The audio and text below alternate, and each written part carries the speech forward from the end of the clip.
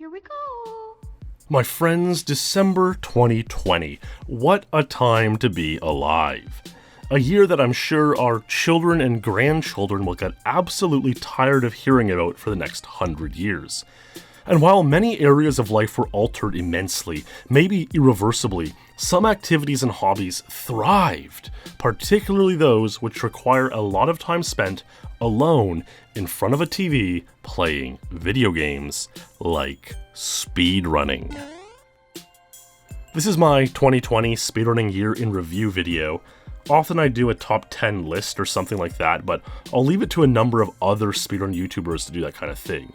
And last year I burnt myself out pretty hard by making an overly ambitious video at the end of the year, so really I just want to present this as sort of a random facts or short stories video, featuring some cool speedrun moments, records, discoveries, and other miscellanea which I found interesting from the year 2020.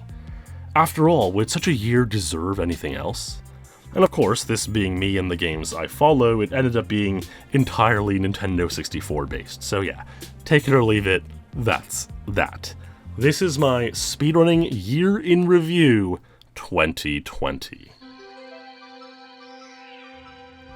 And you know, every year we can expect speedruns to get more and more optimized, but another thing you can optimize is your wallet and pocket situation thanks to the Ridge wallet, the beautiful, industrial optimized wallet.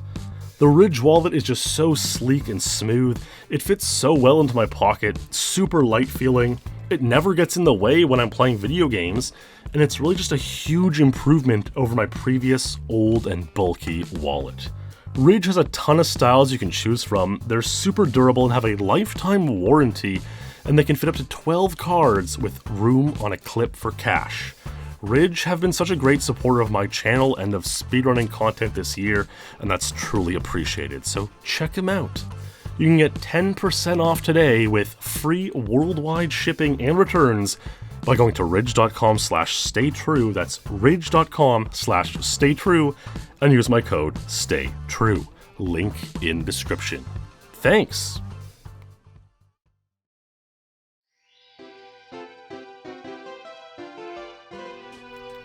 Well, there's no better place to start than with the most played, most iconic speed game of all, Super Mario 64.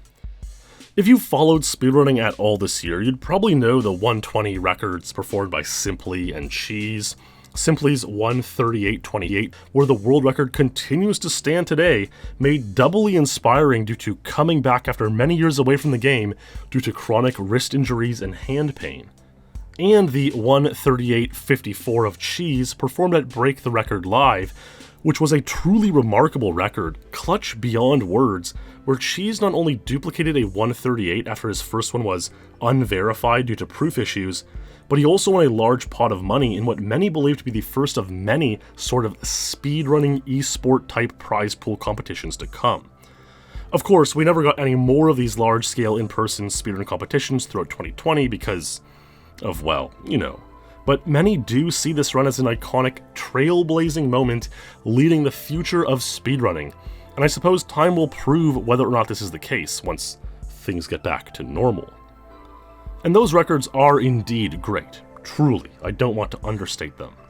But they've been discussed deeply, and likely will be discussed deeply in other similar reflection videos this time of year.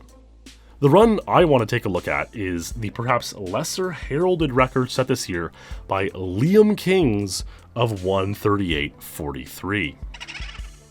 Liam's story is fascinating, a meteoric rise followed by a quiet departure. So Liam is a young chap who began speedrunning, eagerly tweeting about learning the game here in August 2017.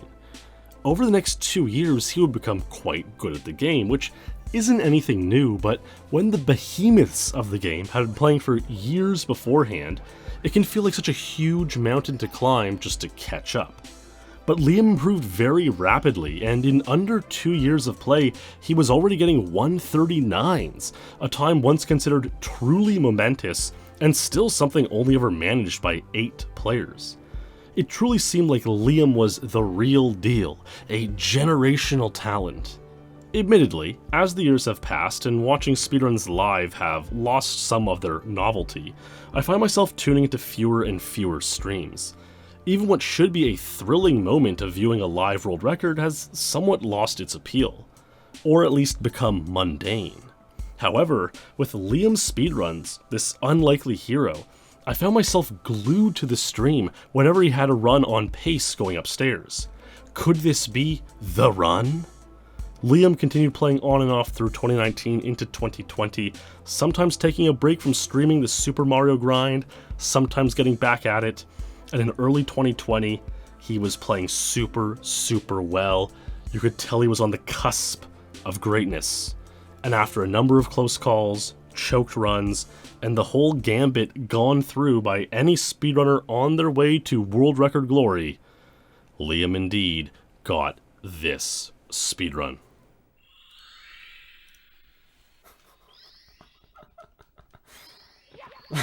What the dude? Oh my god. And my internet's dead. God damn it. Oh my god, I did it, dude. I don't even know what to say. Liam would become the first player in 3 years to take the 120-star record away from Cheese, which is pretty incredible, especially for someone who isn't really a full-timer like Cheese or Simply. Liam hasn't streamed much really at all since this run, which is perhaps for the best. But I just find his quest and journey towards the precipice of Super Mario 64 speedrunning to seize the prestigious world record, if even for a moment, to be truly inspiring. I mean, all three 120-star world records set this year were inspiring in their own way, but yeah, I just feel like Liam's didn't quite get the same attention, which I think it dearly deserves.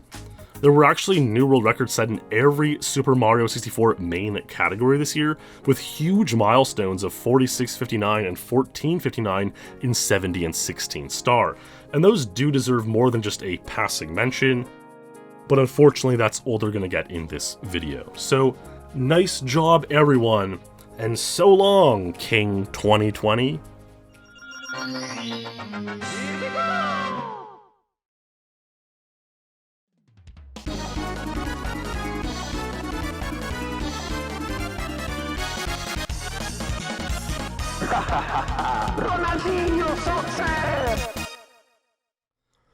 You're probably already aware of all the chaos in Ocarina of Time any percent this year, moving away from the kind of classic warp from the Deku Tree to Ganon theme of beating the game to one where you simply wrong warp into the credits. It's honestly way too complicated to explain in any video not entirely dedicated to strategy, but basically, if you think about the old reverse bottle adventure and being able to program various items into your inventory based on objects you have on certain C buttons and the like, it's kind of like that, except you can program various data into the game's memory by using your control stick. So yeah, you pretty much have free reign to do anything, basically God mode. This new discovery led to the world record being improved 73 times over the course of the year, the majority of which were in the immediate aftermath of this discovery back in January and February. So shoutouts to all those who nabbed a piece of the world record while they could. But to me, few things are cooler than seeing a speedrunner of days past return to glory, if even for a moment. Speedrunner Narcissa Wright famously held the Ocarina of Time any percent record throughout 2014 until it was beaten on January 1st, 2015 by Jodenstone, and I think most in the years since would never have imagined Narcissa would ever retake the record. However, among those who did lower the score throughout this year was indeed Narcissa, and one of my favorite runs of the year was this 924, the first of 14 times Narcissa would improve the record this year. Well, sort of. You see, whenever new strategies are discovered, especially in an any percent category, it has to be decided, usually by the community, what exactly should be allowable or banned. In this case, as you can imagine, using the control stick to program specific bits of data, you might need a very precise control stick position to get the right data. With the particular technique Narcissa used on this run, one might use an input viewer before the run to set the control stick in that very precise position before the run begins. Is that fair to use external tools to do something tangible to the run before the run actually starts? Well, that was the question the Ocarina of Time players were asking themselves right around the time Narcissa got the 924. In fact, in this tweet announcing the new world record, you can even see some folks clarifying the ongoing debate around that time. However, over the next few days, this method was indeed deemed fair play for one reason or another, and ergo, the 924 went into the history books as a legitimate world record, which is just pretty incredible to see Narcissa with an Ocarina of Time 90% world record in the year 2020. It really makes your heart smile. The strategies were further optimized, and the record is now close to 7 minutes by Amaterasu, so very nice on that regard. This means the 924 has already been well obsoleted, but I think this whole saga shows that you never know what tomorrow will bring. By the way, Narcissa also scored a number of records in Beetle Adventure Racing's Best Track Time mode, currently holding 5 of the 6 records in the game. Yeah, it's not quite as competitive of a speed game as, say, Ocarina of Time, but it's still pretty cool. It goes to show you that just because speedruns aren't being seen by the public eye, doesn't mean that they aren't happening.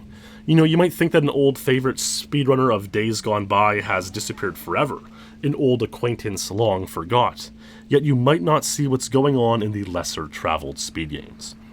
And since I mentioned this game, might as well give a shout out to Henix, who has the record on Sunset Sands 14 seconds ahead of second place, thanks to using this insane shortcut skip bouncing right over a portion of the track. Here's what it looks like without the shortcut, just driving through this temple area as you might expect. And here's what it looks with the shortcut. A truly remarkable skip.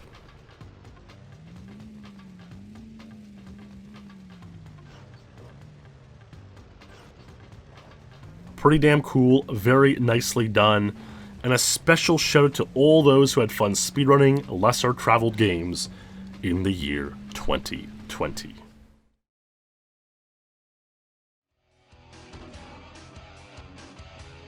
So of course, in this video I have to at least dedicate a portion to speedrunning of GoldenEye and Perfect Dark, the games I know best, so hold on to your hats because here comes a tidal wave of information.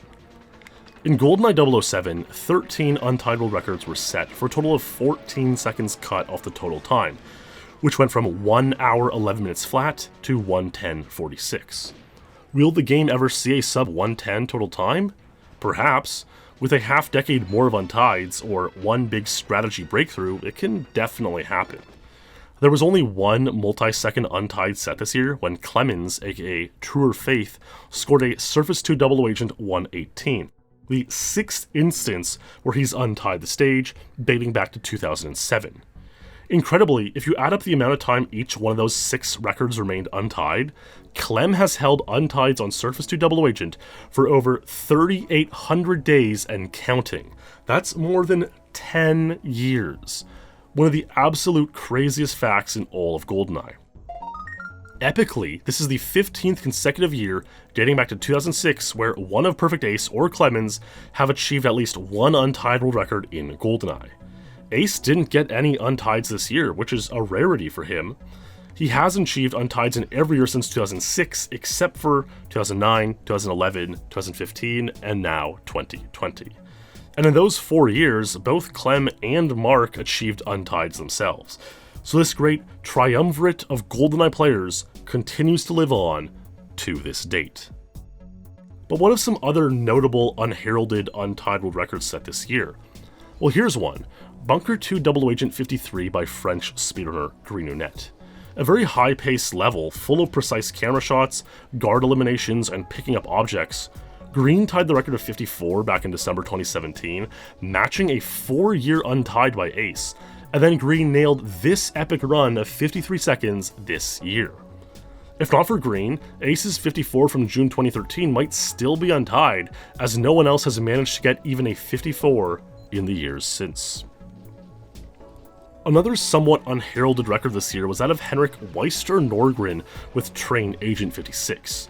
While Weister is a great player on Train, with numerous untieds to his name, including the still untied Train Double Agent 148, and he has extensive knowledge of GoldenEye thanks to deep experience in being the go-to tool-assisted speedrunner of the game, Train, and especially Train Agent, has always been more closely associated with the GoldenEye icon Mark Rutsu. Mark tied the record of 1 minute back in 2010 and never looked back, untying 59, 58, and 57 seconds without anyone else having had a share the record on Train Agent. That's right, Mark exclusively held the untied on Train Agent for more than 7 consecutive years, from December 31st, 2010 to April 23rd, 2018, when Weister tied Mark's 57. Weister would continue playing on and off over the next 2 years, going for the dream time of Train Agent 56. After duplicating 57 dozens of times, Weister would present this run, the fabled Train Agent 56, a truly remarkable untied world record. The record on Train Agent is always in the conversation as best GoldenEye record, due to the level's high pace of play and demandingly precise execution. So yeah, a truly and utterly remarkable speedrun, perhaps the very greatest in the history of the game. Obviously I could go on about all the GoldenEye untieds for ages, but I'm not going to do that in this video. I am going to do a year in review Speedlore special livestream sometime towards the end of December or early January, so you can subscribe to the Speedlore YouTube channel to watch that when that's all uploaded. I'm going to do a similar year in review stream for Perfect Dark as well, but I'll at least mention some facts about various Perfect Dark records in this video too. You probably already know, thanks to this vid from June, that Perfect Ace managed a perfect 20 out of 20 sweep on the game's Agent stages. Ace actually got 25 untieds in Perfect Dark this year, all between January and August, which is, I mean, there are no words for that. Ace's dominance in Perfect Dark this year is something that simply may never be repeated again in all the future of the game. Outside of Ace, however, a number of players achieved their very first untied world record this year. Aleph, BK, Dr. Light, JD Black, and Zelda. So well done to all these nascent, up-and-coming speedrunners. Zelda in particular, however, has done some serious damage in the game, untying Deep Sea Perfect Agent 259, a 3-second untied, and reaching 5th place in the Perfect Dark rankings despite submitting his very first PB only back in May of this year. That's one heck of a fast rise, blazing up the ranks like a speeding inferno. There are many great players actively running Perfect Dark, but Zelda just may be the one to watch in 2021. Mario Kart 64 has had one heck of a crazy year too, probably the craziest in its modern history, with more shortcut discoveries than at any other point in the game's history. These have been covered extensively by numerous YouTube channels throughout the year: insane skips on Toad's Turnpike, Calamari Desert, Sherbet Land, epic battles back and forth for first place, and I do still plan on getting to a full video about Rainbow Road's new shortcut, so I don't want to rehash too much of all this. But I will leave you with this parting discovery, a TAS video recently posted by Weatherton of new possible shortcuts on Luigi's Raceway. One of which, the most insane version, where you need to hit a ridiculous trick and then bounce backwards just enough to trick the game into thinking you're on the other side of the course, but keep enough forward momentum to pass back over the line. And this could result in a sub 1 second lap. This seems outlandish to actually pull this off on console, but then again I doubt anyone in 2019 would ever have imagined that the world record for Toad's Turnpike fast lap would be sub 1 second by the end of the year. And there are a number of shortcuts exhibited here on Luigi's Raceway which definitely do seem more doable. So perhaps 2021 will continue seeing more and more Mario Kart world records improved, and more shortcuts breaking the game like never before.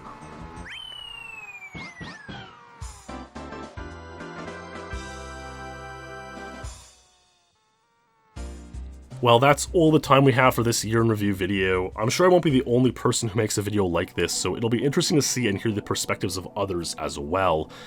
Honestly, I didn't want to burn myself out again this year like I did last time with this 90-minute epic, the top 15 speedruns of the decade. So if you're still thirsty for some nostalgic year in review type content, you can definitely go and check that one out too. But yeah, I'm happy to have just kind of freeballed this video, sharing some of my favorite moments that caught my eye in the year 2020.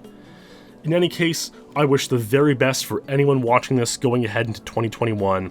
Health, happiness, peace, prosperity, clear skies ahead. Thanks for watching, my friends. Stay true, and I'll see you in the next stream or video.